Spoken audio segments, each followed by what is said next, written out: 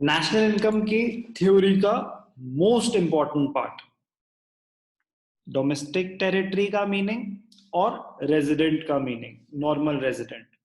Included not included के questions आते हैं, उसमें सबसे ज्यादा इंपॉर्टेंट कॉन्सेप्ट यही है, डोमेस्टिक टेरिटरी का मीनिंग और नॉर्मल रेजिडेंट का मीनिंग। प्रिकॉशंस भी बहुत इंपॉर्टेंट है हर एक मेथड के, बट वो मोर और लेस स्ट्रेट फॉरवर्ड है। आपने अंडरस्टैंड करा, इजी, वेरी इजी। मतलब एक होता है ना, रीड करा ओके, बट डोमेस्टिक टेरिटरी और नॉर्मल रेजिडेंट अंडरस्टैंड करने वाले कॉन्सेप्ट है। Most important theoretical part of national income. ध्यान से देखेंगे। पहली बात, उनका रेलेवेंस कहां पे आएगा, तो वो अंडरस्टैंड करेंगे थोड़ा सा पीछे जाके। एक टर्म होती है डोमेस्टिक इनकम, एक टर्म होती है डोमेस्टिक इनकम। तो डोमेस्टिक इनकम का मतलब क्या होता है? डोमेस्टिक इनकम का मतलब होता है income earn within the domestic territory, income earned within the domestic territory of a country। तो जब वो डोमेस्टिक इनकम की डेफिनेशन देता है तो बस बोलता है income earn with in the domestic territory of a country. ये स्पेसिफाई नहीं करता whether it was earned bye residents और नॉन रेजिडेंट्स, कोई भी कमाए, but if the income is generated with in the domestic territory तो वो डोमेस्टिक इनकम का पार्ट है। तो डोमेस्टिक इनकम में हमें क्या देखना है?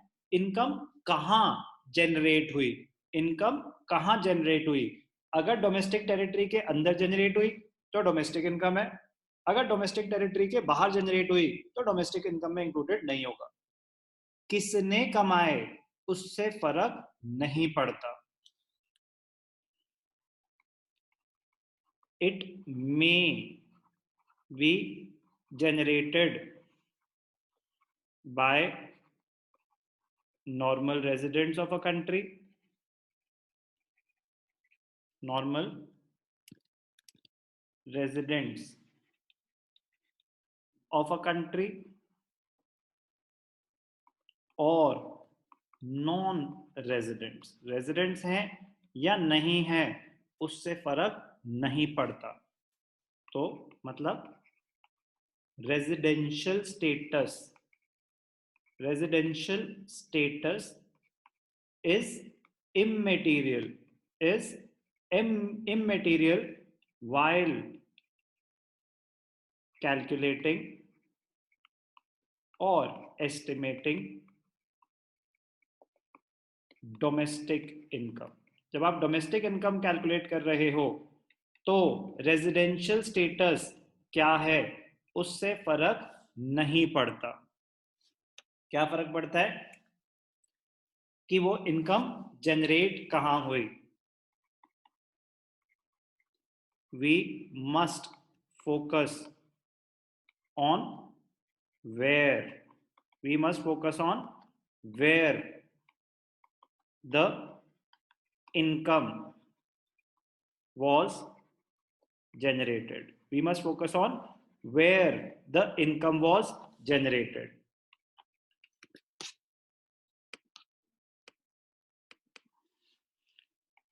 if generated within the domestic territory, if generated within the domestic territory,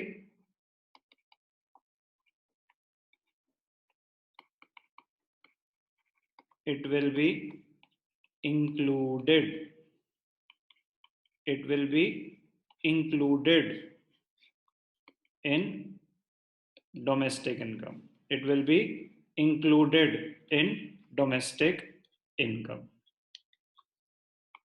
if generated outside the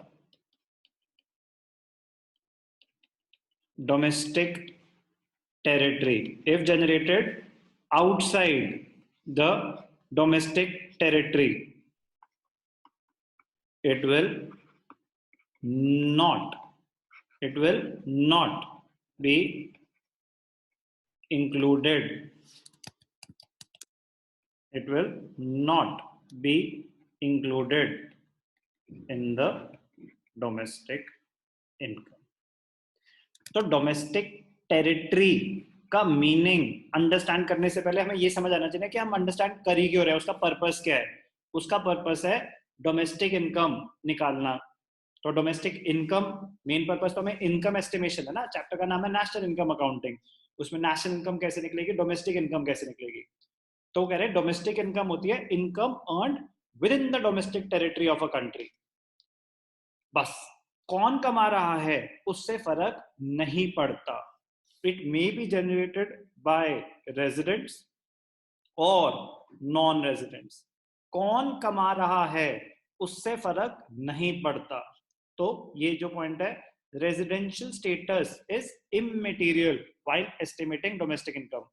तो हमें रेजिडेंशियल स्टेटस पे ध्यान भी नहीं देना जब हम डोमेस्टिक इनकम कैलकुलेट कर रहे हैं. हमें किस चीज पे ध्यान देना है, इनकम डोमेस्टिक टेरिटरी के अंदर जनरेट हो रही है या इनकम डोमेस्टिक टेरिटरी के बाहर जनरेट हो रही है. We must focus on where the income was generated, not who generated the income. Who is immaterial while estimating domestic income. Where is important. If generated within the domestic territory, it will be included. If generated outside the domestic territory, it will not be included. अब हम understand करेंगे कि domestic territory की definition में आता क्या क्या है. ध्यान से देखिए.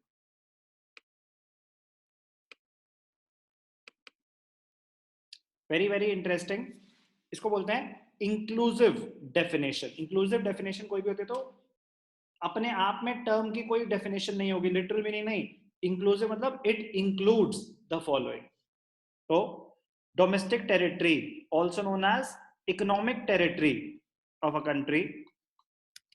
Domestic territory is very important concept in national income accounting. In layman's language domestic territory means political frontiers of a country. कह रहा है लेमन मतलब जनरल लैंग्वेज में तो जो हमारे बॉर्डर के अंदर आ रहा है वो डोमेस्टिक टेरिटरी का पार्ट है. However, for the purpose of national income accounting, it may be used in a wider sense. But हम तो डोमेस्टिक इनकम कैलकुलेट कर रहे हैं. अरे भाई, national income is equal to domestic income plus NFI है. तो उन से रिलेटेड कॉन्सेप्ट्स ही हैं ये. डोमेस्टिक टेरिटरी में क्या क्या आएगा ये देखते हैं. कह रहे पॉलिटिकल फ्रंटियर्स तो हैं ही हैं. In addition to the political frontiers, domestic territory also includes number 1, ships and aircrafts owned and operated by normal residents between 2 or more countries.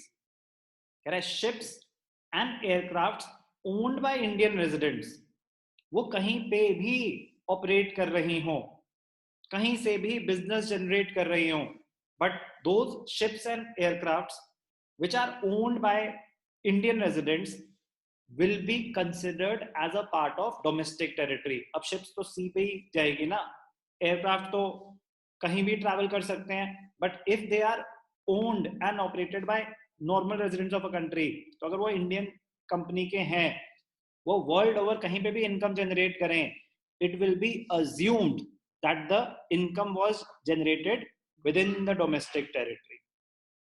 तो डेफिनेशन तभी तो इंपॉर्टेंट है कि जो आपको दिख रहा है वो तो है ही है. Within the political barrier जो है वो तो आएगा ही आएगा. उसके अलावा और क्या क्या आएगा, और क्या ऐसी कुछ एक्सेप्शंस हैं जो with in the political frontiers तो है फिर भी डोमेस्टिक टेरिटरी का पार्ट नहीं है, वो सब कवर होगा. तो number 1, other than political frontiers, number 1, ships and aircrafts owned and operated by Indian residents. Okay. Second, fishing vessels, oil and natural gas rigs. Oil exploration के लिए rigs होती हैं, fishing vessels होती हैं, and floating platforms operated by residents of a country in the international waters where they have exclusive rights of operation और exploration. Within the domestic territory आप कुछ भी कर रहे हो, वो तो है ही है। इंटरनेशनल वाटर्स में जाके भी fishing vessels, oil and natural gas rigs, floating platforms, कहीं पे कुछ भी ऑपरेशंस हो रहे हैं और कोई इनकम जनरेट हुई, जहां पे हमें एक्सक्लूसिव राइट है एक्सप्लोरेशन का, अदरवाइज हम थोड़ी ना इंटरनेशनल वाटर्स में जा सकते हैं। अप टू 200 नॉटिकल माइल्स तो वैसे ही वो इंडिया का पार्ट माना जाता है, उसके आगे भी कंट्रीज राइट्स परचेज कर सकती हैं। तो जहां पे राइट्स थे वहां पे जाके फिशिंग करी या ऑयल एक्सप्लोरेशन या कुछ भी ऑपरेशंस हुए और इनकम जनरेट हुई, it will be assumed as if the income was generated within the domestic territory. तो शिप्स एंड एयरक्राफ्ट्स आ गए, fishing vessels, oil natural gas rigs, floating platforms आ गए, embassies, very very very very important point, ध्यान से सुनेंगे। Embassies, consulates and military establishments of a country located abroad. Indian embassy anywhere in the world, Indian embassy anywhere in the world will be considered as a part of Indian domestic territory. Consulates, military establishments anywhere in the world, अगर Indian है तो they will be considered as a part of domestic territory of India. Likewise, foreign embassies in India, they will not be considered as a part of domestic territory. तो with in the political frontiers जो आ रहे हैं वो तो ठीक है, ships and aircrafts भी आएंगे owned and operated by Indians, fishing vessels by the residents of a country, India का केस अगर लें तो by Indians, fishing vessels, oil and natural gas rigs, floating platforms, again operated by residents of a country, embassies, consulates and military establishments of a country located anywhere in the world. तो ये सब domestic territory का part माने जाएंगे। Exceptions क्या हैं? Exception इनको बोलते हैं एक्सेप्शंस। एक्सेप्शंस का मतलब जो फिजिकली दिख रहे हैं डोमेस्टिक टेरिटरी के अंदर अंदर, बट फिर भी for the purpose of national income accounting वो डोमेस्टिक टेरिटरी का पार्ट नहीं माने जाएंगे। Domestic territory does not include embassies, consulates and military establishments of a foreign country. Foreign countries की यहाँ एम्बेसी, अब कोई बिल्डिंग ही होगी ना, इंडिया में बिल्डिंग है, अब सीपी में या चाणक्यपुरी में कहीं पे भी बिल्डिंग है, अब वो बिल्डिंग मेरी है, मैंने रेंट पे दे दी अमेरिकन एम्बेसी को, लेट अस अज्यूम, तो अमेरिकन एम्बेसी को दे दी यूएस एम्बेसी को, तो वो जो बिल्डिंग है embassy of a foreign country, it will not be considered as a part of domestic territory of India. वहां कोई भी इनकम जनरेट हो रही है, फैक्टर्स ऑफ प्रोडक्शन क्या होते हैं? लैंड, लेबर, कैपिटल, एंटरप्रेन्योरशिप, कोई भी फैक्टर इनकम जनरेट हो रही है within that building, it will not be considered as a part of domestic income, क्योंकि वो डोमेस्टिक टेरिटरी का ही पार्ट नहीं माना जाता। इनकम आपको क्या बताया? Land will generate rent, labour will generate salaries and wages, capital will generate interest और एंटरप्रेन्योरशिप। यहाँ पे एम्बेसीज में कोई मतलब नहीं होता, बट फैक्टर इनकम कोई भी जनरेट हो रही है within that embassy, foreign embassy और अ कॉन्सुलेट और a military establishment, it will not be considered as a part of domestic territory and therefore domestic income. So domestic territory does not include foreign embassies, वो सब हो गया। International organizations, very very important, international organizations like UNO, WHO, located within the geographical boundaries of a country, cannot place में WHO का office है, it will not be considered as a part of domestic territory of India. Exceptions में आता है, तो exceptions बहुत important है। According to United Nations, economic territory or domestic territory is the geographical territory administered by a government within which persons, goods and capital circulate freely. That is general definition. That is general definition. But for the purpose of national income accounting, ये inclusive definition है। कह रहे political frontiers तो okay, उसके अलावा क्या क्या include होगा, क्या क्या exclude होगा, ये हमें अच्छे से पता होना चाहिए। Point, ध्यान से देखना, ये कहानी शुरू कहाँ से हुई। ये कहानी शुरू हुई, अगर मुझे क्वेश्चन आए included not included, whether the following will be included और not included in domestic income of a country, तो डोमेस्टिक इनकम में मुझे देखना है कि इनकम डोमेस्टिक टेरिटरी में जनरेट हुई कि नहीं हुई। उसके लिए मेरे को सीखना जरूरी था कि डोमेस्टिक टेरिटरी में आता क्या क्या है। तो अगर हमारा ये कॉन्सेप्ट क्लियर होगा तो हम कौन से क्वेश्चंस कवर कर पाएंगे, डोमेस्टिक इनकम पे इंक्लूडेड नॉट इंक्लूडेड वाले। अब मैं आपको नेशनल इनकम और रेजिडेंट, नॉर्मल रेजिडेंट की रिलेशनशिप, अभी हमने करी डोमेस्टिक इनकम और डोमेस्टिक टेरिटरी में क्या कॉन्सेप्ट है और कहाँ यूज होगा।